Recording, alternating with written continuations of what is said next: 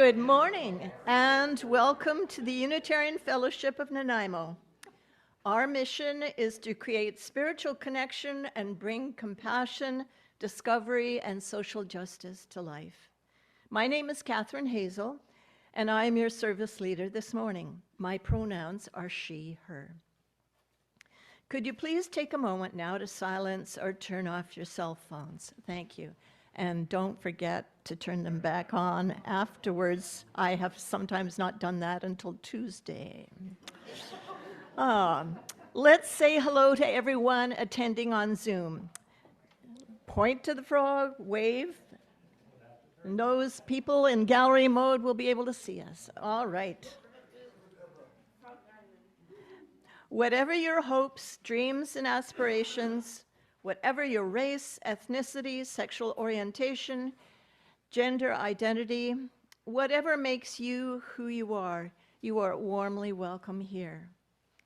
In keeping with our Unitarian Universalist aspiration of radical inclusion, we invite you to share your pronouns as well as your name if you are comfortable doing so.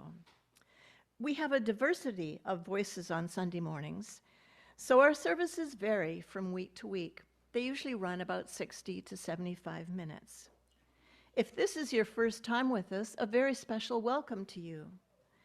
And for the children, we have some activities at the back of the hall if you want to do some coloring.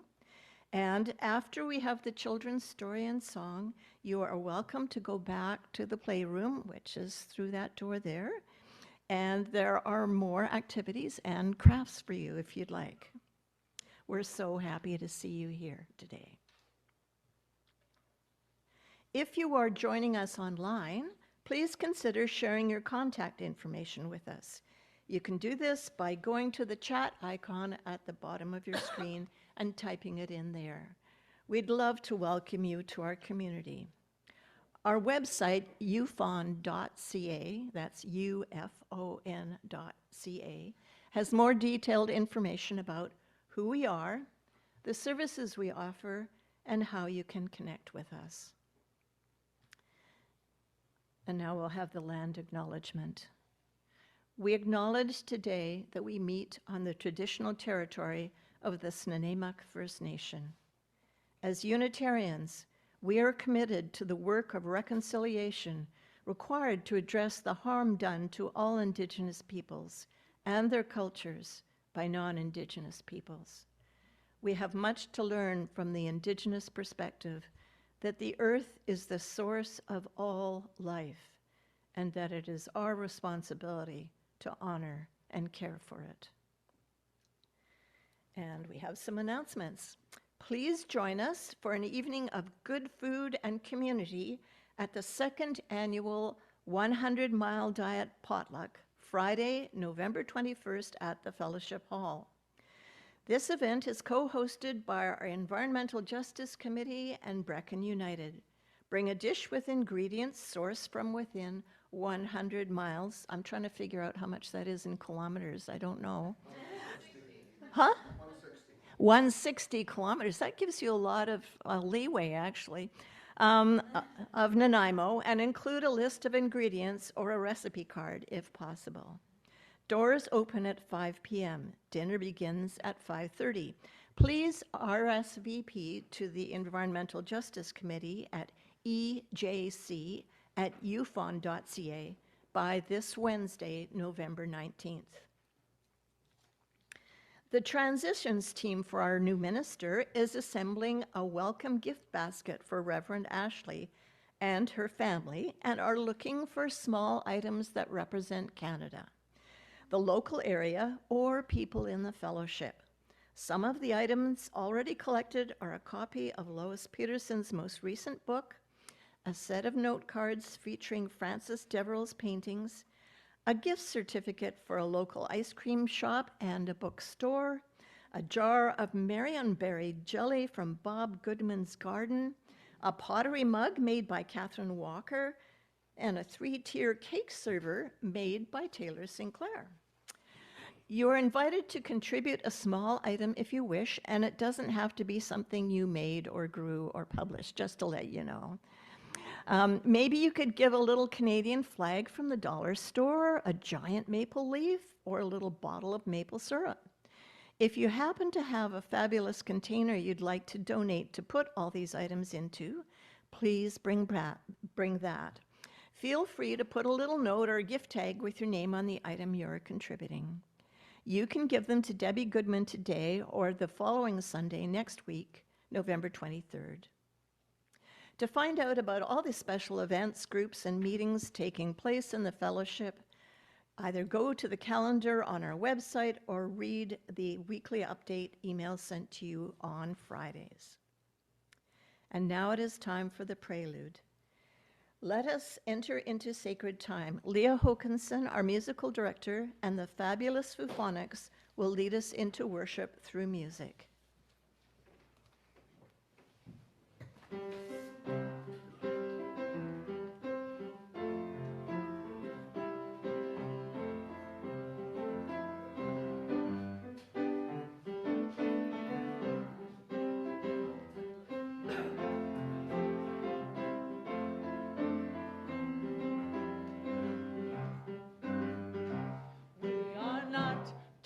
Drop in the mighty ocean. We are the ocean in a drop, in a drop. We are not just a drop in the mighty ocean. We are the entire ocean in a drop, in a drop. We are not just a drop in the mighty ocean. We are the ocean in a drop, in a drop. We are not just a drop in the mighty ocean. We are the entire ocean in a drop, in a drop. We are not just a drop in the mighty ocean. We are the ocean in a drop, in a drop. We are not just a drop in the mighty ocean. We are the entire ocean in a drop, in a drop. We are not just a drop in the mighty ocean. We are the ocean in a drop, in a drop. We are not just a drop in the mighty ocean. We are the entire ocean in a drop, in a drop. We are not just a drop in the mighty ocean. We are the ocean in a drop, in a drop. We are not just a drop in the mighty ocean. We are the entire ocean in a drop, in a drop, in a drop, in a drop, in a drop, in a drop, in a drop.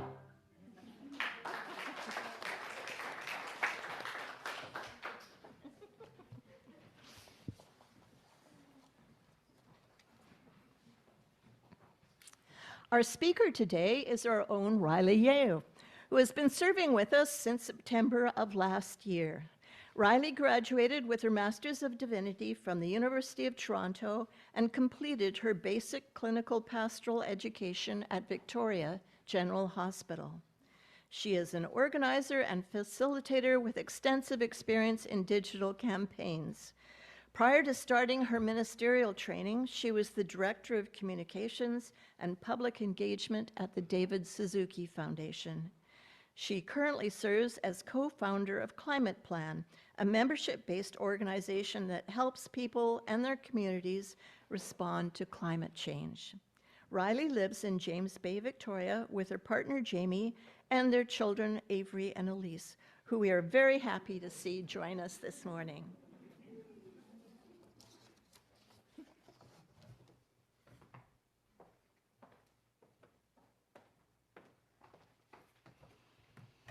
Hi, everyone. So we are not just a drop in the mighty ocean. We are the entire ocean in a drop, says Rumi. Even on the days when you feel quite limited, your inner reality is always connected to something boundless, to something vast, to something sacred. Carl Sagan says we are made of star stuff. The same atoms that swirled in oceans and galaxies and mountains millions of years ago, today they are swirling around in you. Each of us as individuals is so tiny compared to the vastness of the universe, to those 200 billion galaxies that I talked about last time. Yet, we each contain that same fundamental energy, that same divinity, you might say, that permeates everything. We gather together for worship to remember that we are both part of the mighty ocean and the ocean in a single drop. We gather to remember that whatever we define as sacred, whatever we experience as having ultimate value but no price, that sacredness exists inside of us too. We use this sacred space of our sanctuary to return to replenish, and to deepen our awareness of the sacred all around us and inside us. So we are lighting our chalice today.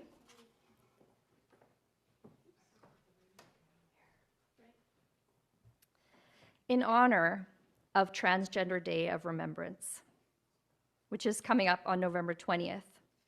It's a day created to honor transgender people who have been victims of gender-based violence in the last year.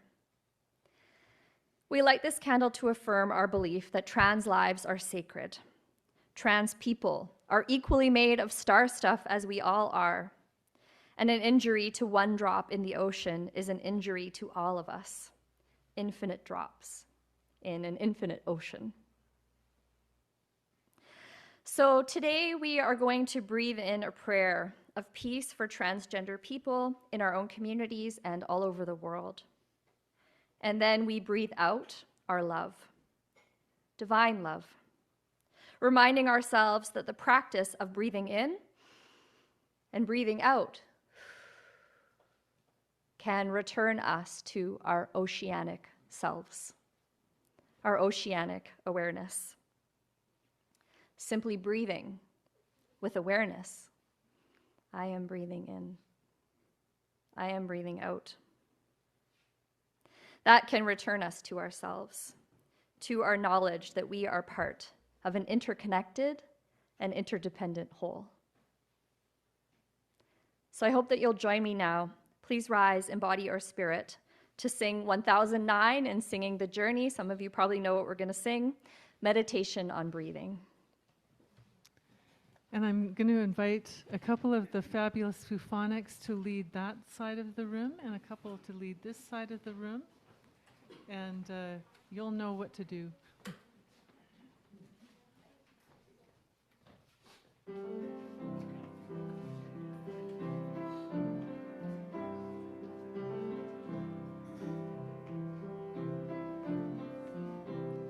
When I breathe in peace. When I breathe out love. When I breathe in peace. When I breathe out love. When I breathe in peace. When I breathe out love. When I breathe in peace. When I breathe out love. When I breathe in peace.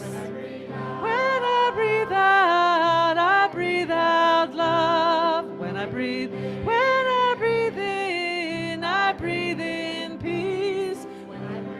When I breathe out love.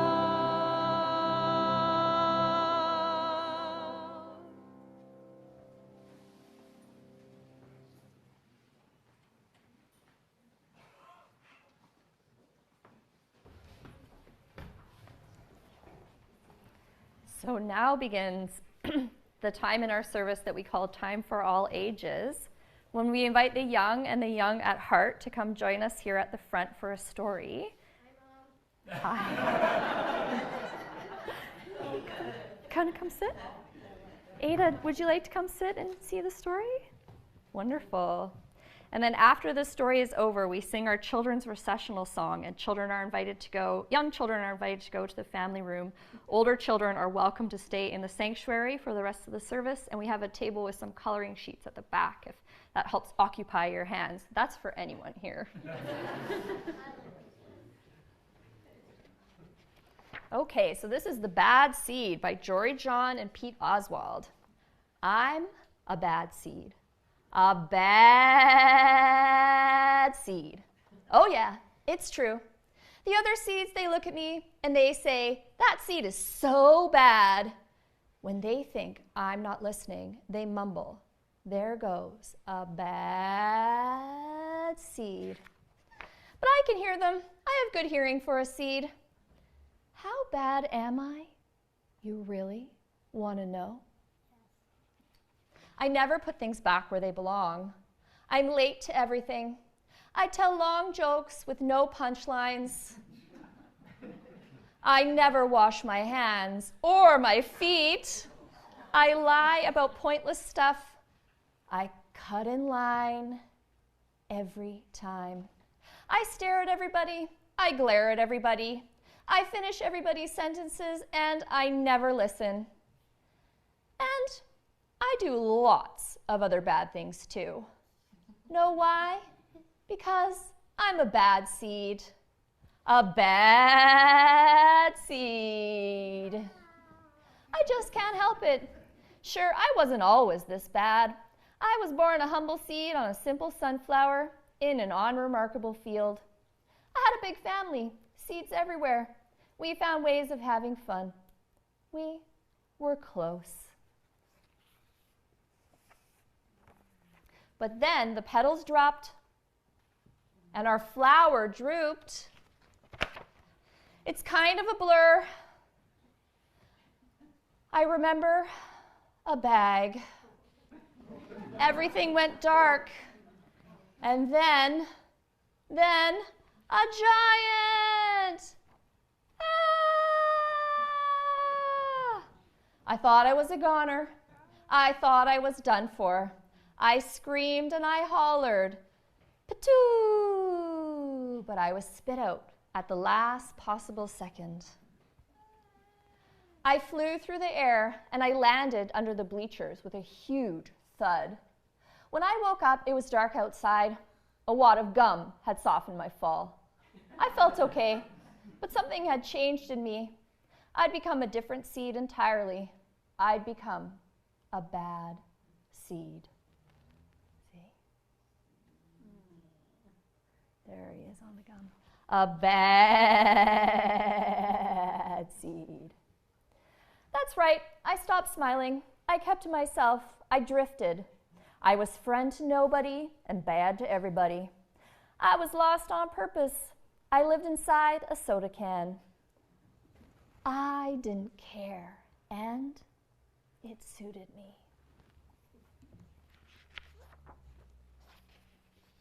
Until recently. I've made a big decision.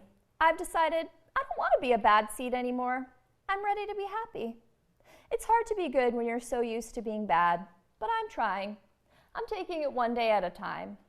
Sure, I still forget to listen. Does that ever happen to you?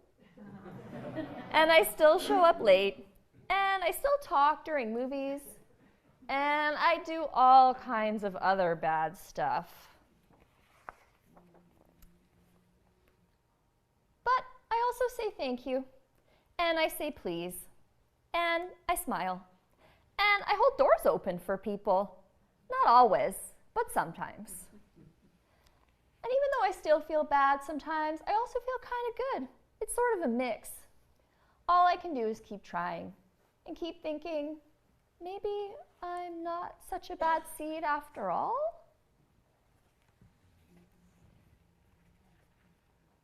Hey, look, there goes that bad seed.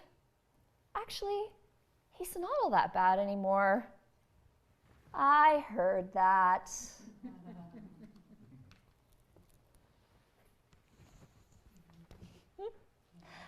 Okay, thank you for reading the story. Grown-ups want to sing our children's recessional song?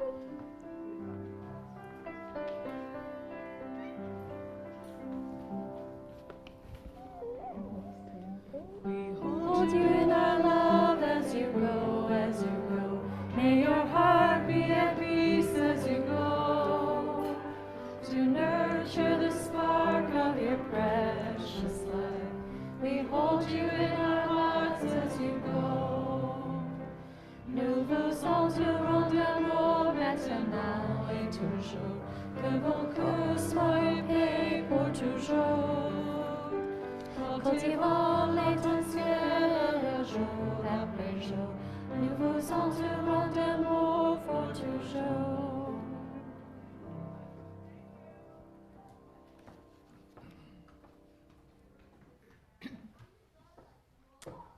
We will now have our offering. If you're in the hall, Charlotte Joyner and Nuria Corton will now pass the baskets for the collection. If this is your first time with us, your presence is your contribution. Those online can go to our website and click the big blue donate button on the homepage and follow the instructions to donate via e-transfer or check. And for those of you who don't carry cash, we now accept your donations via debit or credit cards. This can be done at our welcoming table near the entry doors after the service. To help the wider community, half of all anonymous donations received are donated to the designated charity of the month. Our charity for this month is the Nanaimo Unitarian Shelter, now operated by the Nanaimo Family Life Association. Since 2008, the shelter has provided a warm refuge, non-judgmental welcome, and hot meals for people experiencing homelessness, including those struggling with poverty, mental illness and addictions, seniors, and people with disabilities. If you are making a donation and want your donation to go to this charity, please indicate Nanaimo Unitarian Shelter on your e-transfer or check. We are grateful for your offering.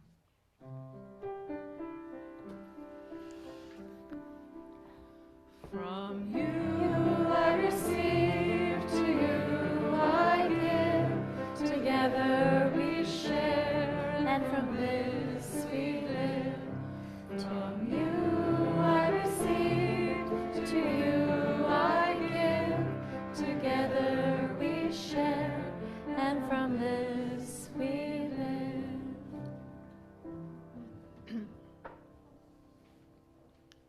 As a spiritual community, it is our intention to be authentically present to one another, especially in these difficult times. One way we do this is by taking time in the service to listen to the significant personal milestones in our lives. If you have had such a milestone and wish to share it, now is the time to do so.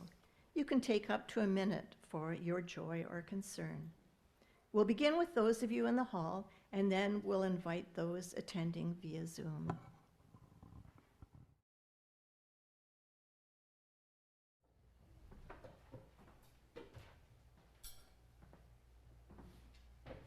As I place the final pebble in the water bowl for the joys and concerns that have been left unspoken, I ask that you hold in your heart everything that you have heard and felt.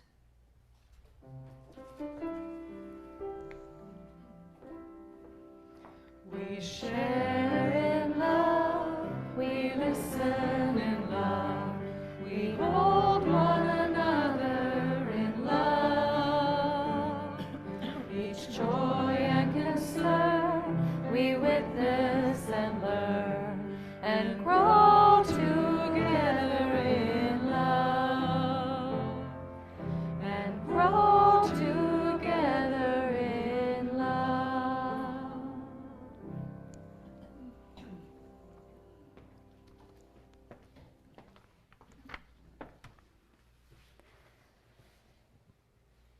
This is the time in our service that we pause for meditation. And we're going to do something a little bit different today. I see some of you getting ready by closing your eyes, which is a beautiful practice, but you may not want to do it this time because the meditation is actually a series of images for us to look at and to contemplate. You may have gathered that Original Blessings is the title of the service. And the question, the theme here really is, how do we find those practices that call us back to our knowledge of being blessed, both internally and externally? So the meditation images today are a chance to reflect on that. You can just have a look at them and see what kind of feelings come up for you and follow those emotions where they lead you or let them go.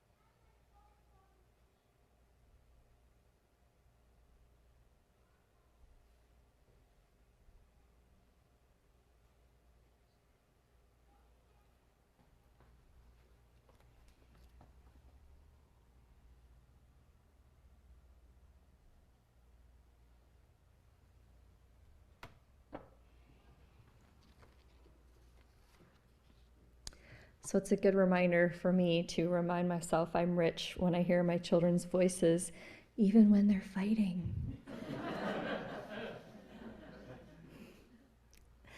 Please join me now, rise in body or spirit, and we're going to sing 1053, How Could Anyone?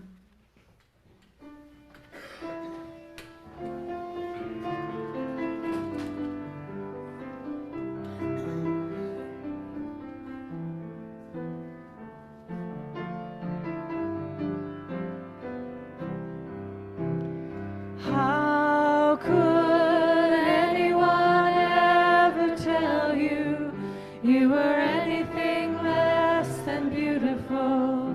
How could anyone ever tell you you were less than whole? How could anyone fail to notice that your loving is a miracle?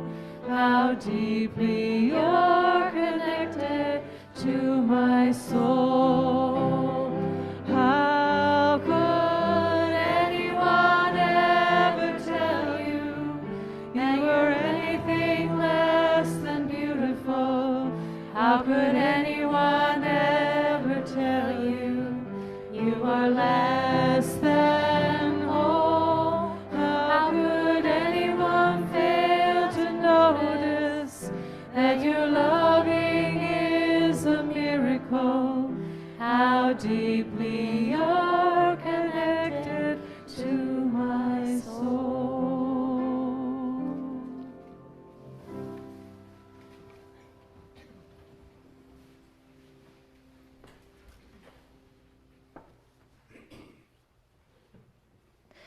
So in our house, we have these 4 toys. I brought a picture of them to show you today to help tell the story.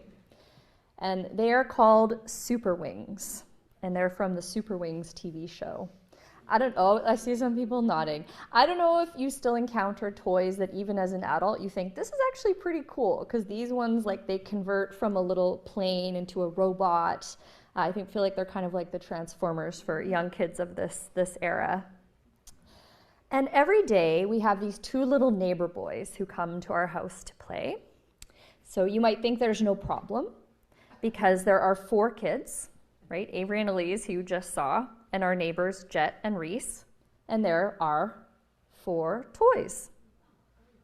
But you would be wrong, because it turns out that nobody wanted to play with Dizzy, the pink rescue helicopter on the left there, because she's pink and she's a girl.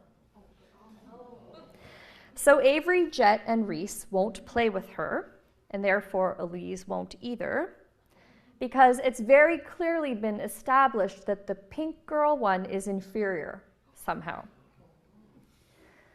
So that is until my husband Jamie swooped in, and he exclaimed about how cool Dizzy is, how cool it is that she's a rescue helicopter and she can rescue people. And then he asked if he might be able to keep Dizzy on his desk. So Dizzy had this little pride of place in Jamie's office for a few days. And as a result, Dizzy was seen as worth playing with again.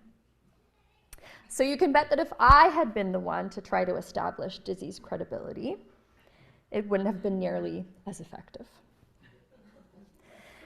So you might remember me saying before that every religion has a diagnosis and a prescription.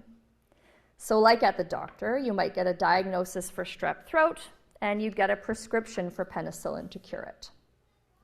So for traditional forms of Christianity, the diagnosis is original sin, and the prescription is belief in Jesus for salvation.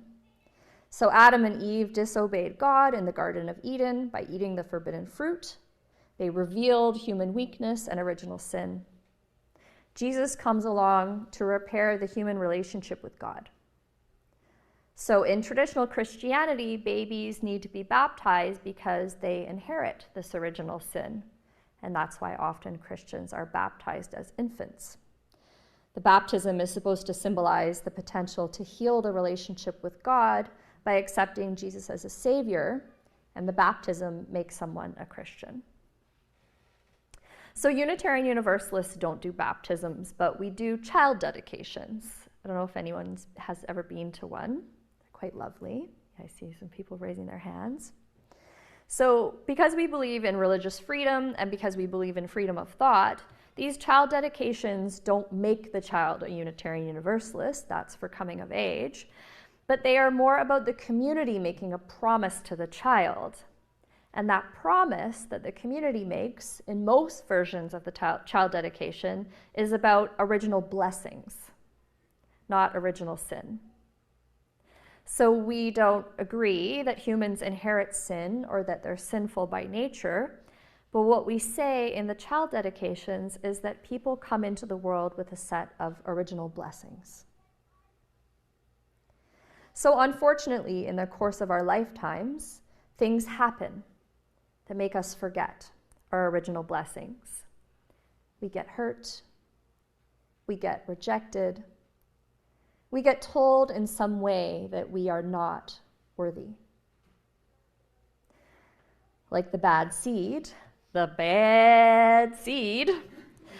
trauma and harm disconnect us from the most important of our original blessings, our capacity to love.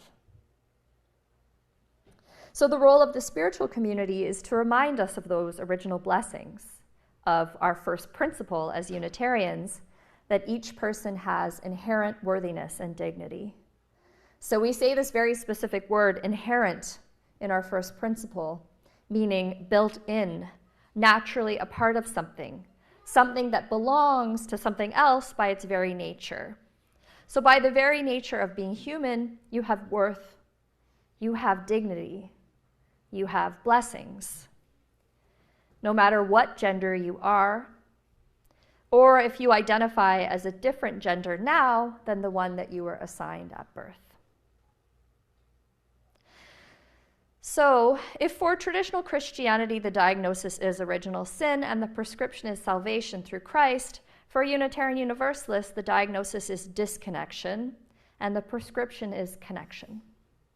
Connection to the universe, to the divine, to the all that is, to the sacred, however you define it or however you experience it if you choose not to define it or put it into words. Connection to each other, to community, to family, and connection to self, to that still small voice within that can always remind you of your blessings, both internal and external. So last year on Transgender Day of Remembrance, I talked about how the gender binary is part of the way that our children's original blessings get lost. I talked about raising a boy in a culture that still says things like boys don't cry or boys don't wear pink. And I talked about how grateful I am for the trans men that we have in our lives who've reflected deeply on what it means to be a man, on what masculinity really is, and who model something more nuanced, a little more subtle than toxic masculinity for my little boy, and how they show him that masculinity can be about service and healing and protection. I wanted to talk today about girls. And I want to be clear here that I'm not trying to downplay the risks to boys in today's culture or to the various ways that we know that men are really struggling right now in our culture too. It's not a either or, it's a both and. And if you've come across any of the recent groundbreaking work on how social media is affecting young people, especially the work by Jonathan Haidt, which is having a big media moment the last 6 months, you may have heard that boys and girls are being affected by social media quite differently.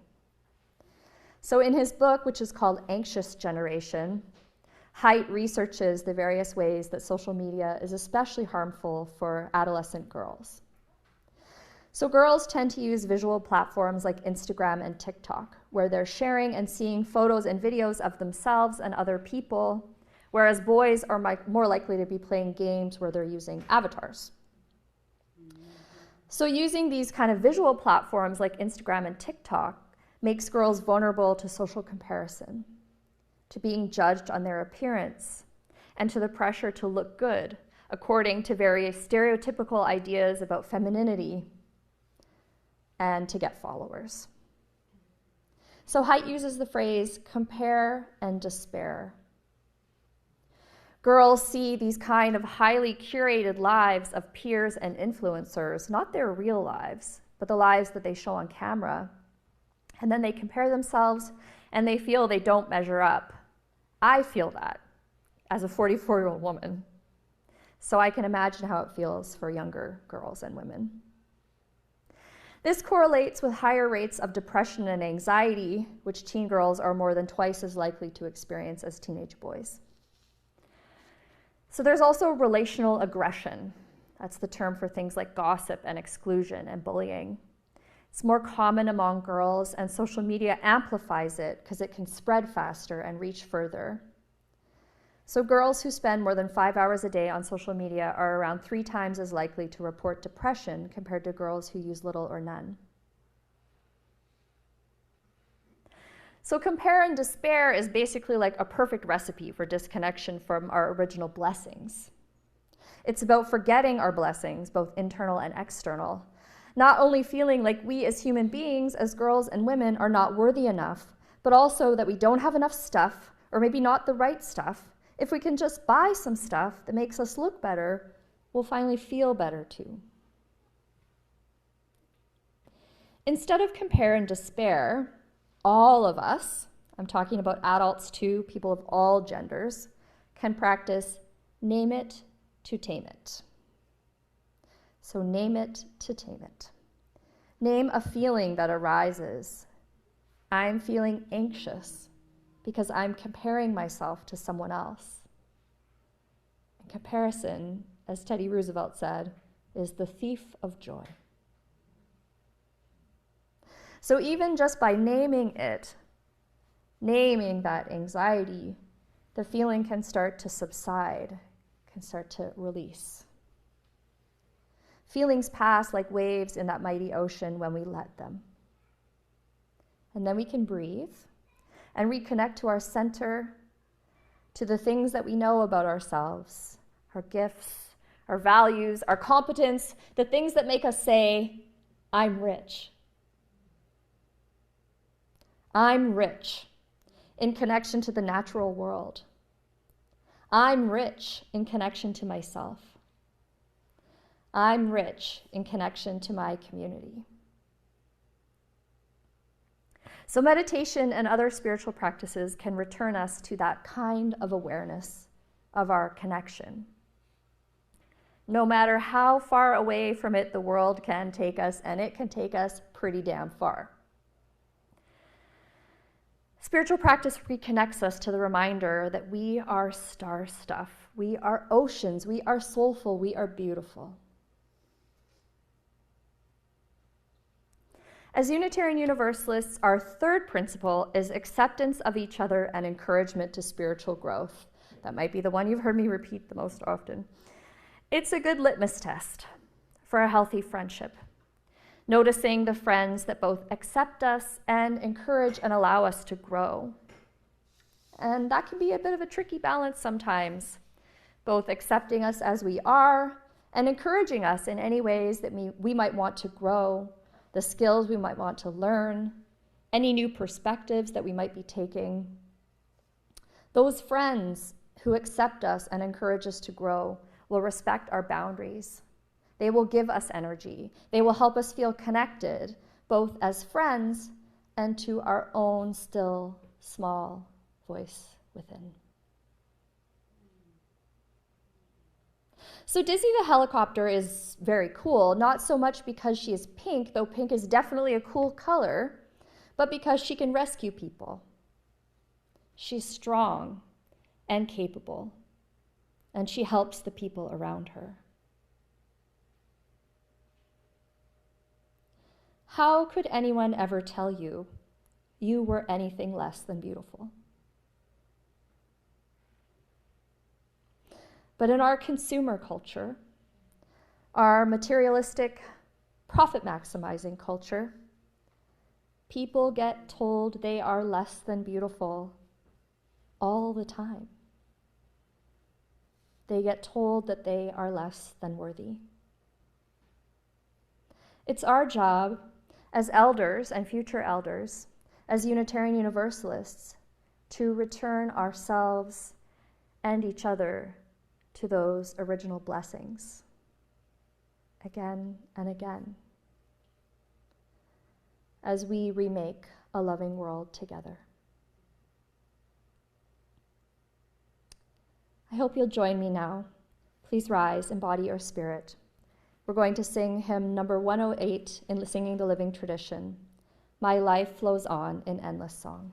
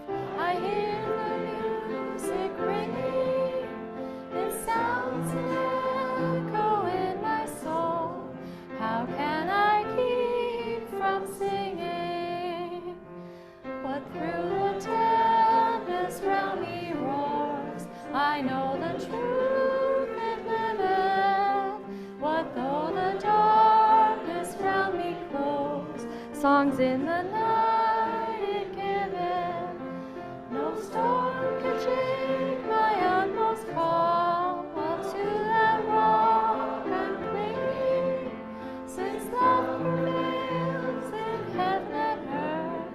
How can I keep from singing when tyrants tremble as they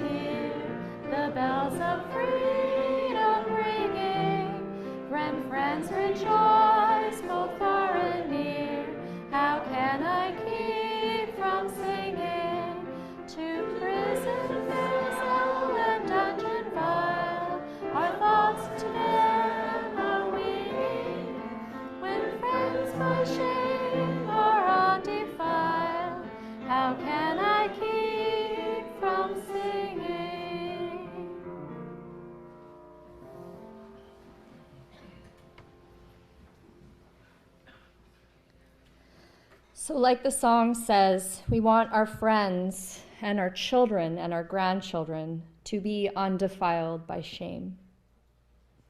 We want our loved ones to live with a deep and unshakable knowledge of their own inherent worthiness and dignity, our first principle. We want them to feel themselves as part of the vast ocean and to feel the vastness of the ocean inside. To feel rich, not with material things, but with connection. Connection to the universe, connection to community, and connection to a strong and complex sense of self. When we listen to our soul, to that still small voice within, it is always in its own way singing, with a song that we can attune to again and again, in harmony with nature and with the divine. May it be so, and blessed be.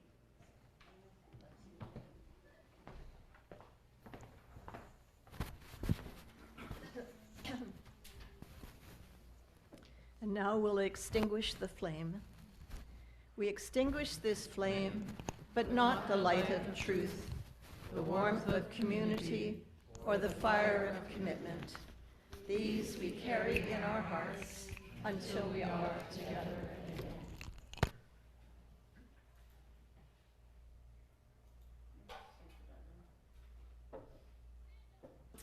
We are almost at the end of our service. After we sing Carry the Flame, you can join a social group both online and in person. Breakout rooms will be available online for 30 minutes. We will have snacks and social time in the hall after the service, and of course at 12:30 we're having our town hall where you will get to see all kinds of interesting demonstrations of what committees do. I guarantee you it will be not what you expect. I want to thank the many people who have given their time and energy to make today's service so wonderful. The Sunday Services Committee, the audiovisual team, Leah, the Fufonics, the greeters and offering collectors, those at the welcoming table, the kitchen volunteers who come early and stay late for cleanup, and those who brought food and flowers. And if you have any comments or concerns about the Sunday service, please contact the Sunday Services Committee at, wait for it, sundayservices@ufon.ca. We'll now sing our final song, Carry the Flame. The words are both on the back and side walls. Please stand as you're able and hold hands or touch elbows as you feel comfortable.